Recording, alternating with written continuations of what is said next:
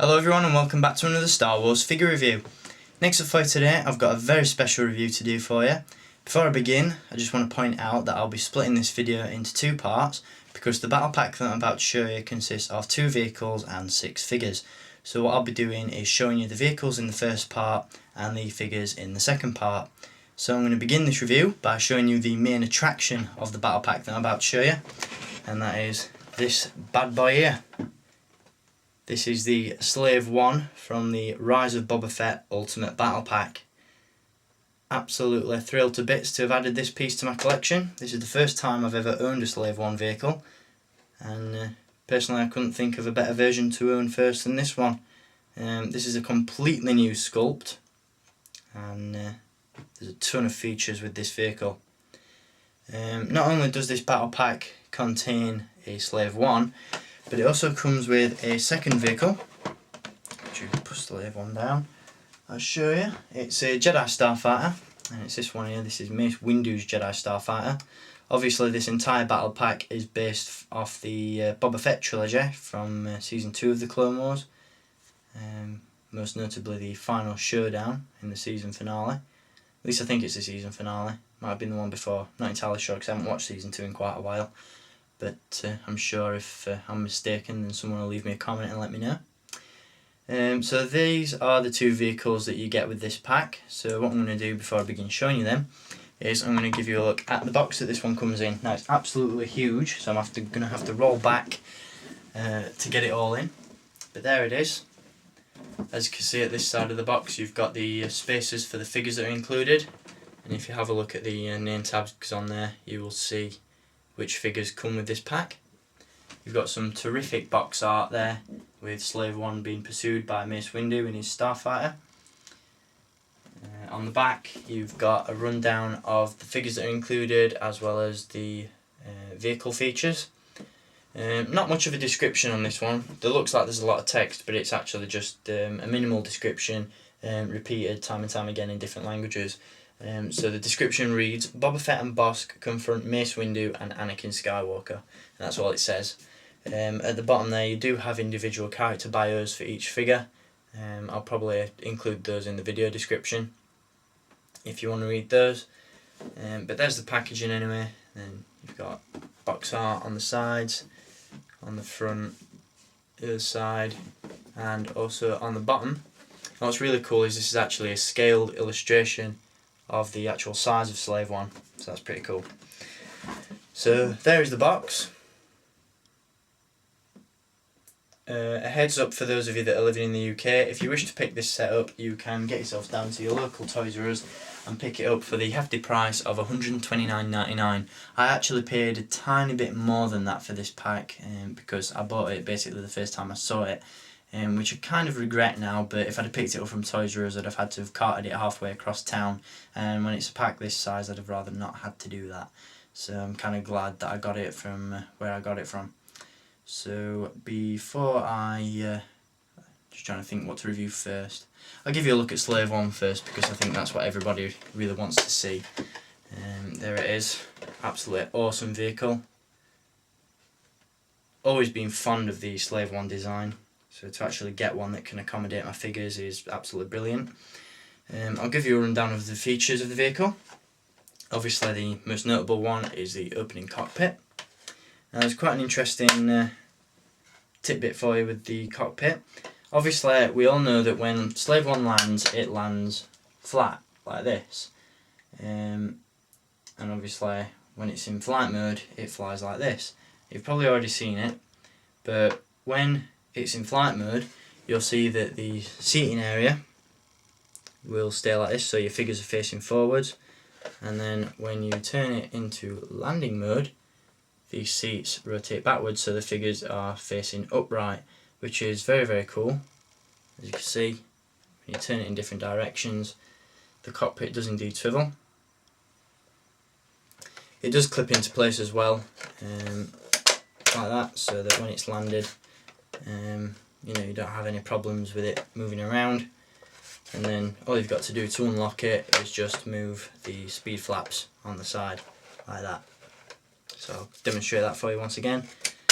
The seats are in landing mode. we turn them round, then that releases the seats.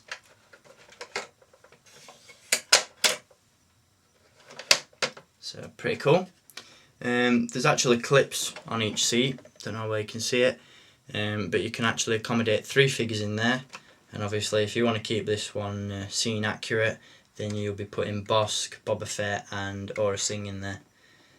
Hopefully somewhere down the line they'll release the 4th bounty hunter of the group, and that's Castus, but I'm not holding my breath for him. I'll just close the cockpit up for you. There we go. Aside from the opening cockpit and the rotating speed flaps, you've also got an opening compartment on the side of the vehicle, which, as you can see, I'll just clip the seats into place. You can display your figures in there, which looks pretty cool if you ask me. Hope you're getting a decent look in there. There's not too much shadow. You know, there's pegs on there to put your figure's feet. So that's pretty cool as well. On the front of the vehicle, you've obviously got Slave 1's cannons. You've got a couple of buttons on the back that you just press down and the missiles will fire out. This is actually my second or third time actually shooting this review, and the first time I did it, I actually shot the missiles out and it took me half an hour to actually find them on my bedroom floor again. So I'm not going to bother firing them out for you this time around, but you do get the basic idea. Aside from that, you've also got an opening ramp or cargo bay, which you can is quite tricky to pull down, but you pull that down there and you've got an escape pod or a capture pod. As you can see, I've got a clone trooper in there. We all know that Pons and a clone officer get captured by Boba Fett and the bounty hunters, but Pons is still living on my clone trooper shelf, so I've just put a bog standard clone in there. It does fit nicely inside, and that pod just slips back into place on there. You can push that back up. Also, another point of interest, if you've got the Saga Collection 2006 Han Solo Carbonite block, you can also lower this ramp and put that on there as well, and it will repeat the same process as with the escape pod. You've also got a rampway as well, which opens up, and on the back of the vehicle, aside from all the awesome detail of the engines and stuff, you've also got dropping bomb action. If you see, there are a couple of buttons on the side there, and there's some bombs inserted. If you release those buttons, you can see that the bomb will come out. So, and it does the same on the other side as well. Quite heavy, these. If you wanted to annoy your big or little brother or whatever, I guess you could hover this ship over him and release the bomb and it'd hit him in the head. And I'm just filling you with bad ideas now, I should stop that. But if you ever wanted to get revenge on a sibling, you can just hover the vehicle over him and drop a bomb on their head. So there we go, that's the back of the vehicle and the front. Absolutely awesome vehicle. Thrilled to bits to have finally added a Slave 1 to my collection. I think I've shown you all the features of the vehicle. There's some awesome detail on it there, very pleased with it. If you look on the side, got all the wing detail and stuff, very, very cool indeed. So there we go, that's Slave 1. Next up, we've got Mace Windu's Jedi Starfighter. Now, this vehicle is a repaint of the original Clone Wars Delta 7B that was first released in Obi-Wan Kenobi flavour. As you can see, you've got the droid socket on the front there, with a completely new droid inside. This is R8B7.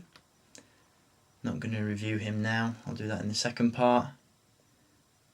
And you've also got Mace Windu inside there as well. The most interesting thing about this vehicle is obviously the fact that it splits into 2 parts. If you pull it at the front, I'll just demonstrate that, then the front part of the vehicle actually splits into this space dagger type design, and you've got the other part of the Starfighter that is fairly reminiscent of the Episode 3 style Jedi Starfighters, which is very, very cool. Aside from that, you've got the opening cockpit. Oops. Fail. And you can fit your figure in there. Just put the cockpit back on. You've also got firing missiles at the front. You press these buttons on the top and the missiles go firing out. You also have retractable landing gear on the bottom. You just pull that out and that doubles as a rocket launcher. Again, press the button on there and the missile fires out. The droid socket can be opened, and you can take your droid out, and also alternatively you can actually put a figure in there when this vehicle is in space dagger mode. If you just seat your figure in there and then close the flap over their head and shoulders, and you can fly that as an individual ship, so that's very cool as well. Aside from that, I think that's all there is to say about this vehicle really. I really do like it there. I like the colour scheme. Unlike the original Mace Windu Jedi Starfighter that we saw in the Saga line, which was a repaint of the Episode 3 Starfighters, this one is more of a grey purple rather than a really vibrant purple. I actually think I prefer this design. It's a little more subtle and it just looks better in my opinion. And obviously you've got Republic logos placed all around the vehicle as well. You've got some cool detail on the bottom as well. So there we go, that's Mace Windu's Jedi Starfighter. Give you one last look at that. And obviously Slave 1. So I hope you enjoyed having a look at these two awesome vehicles. As I said, next up I will be reviewing the figures from this pack, so stay tuned for those. And until my next review, keep collecting and may the Force be with you.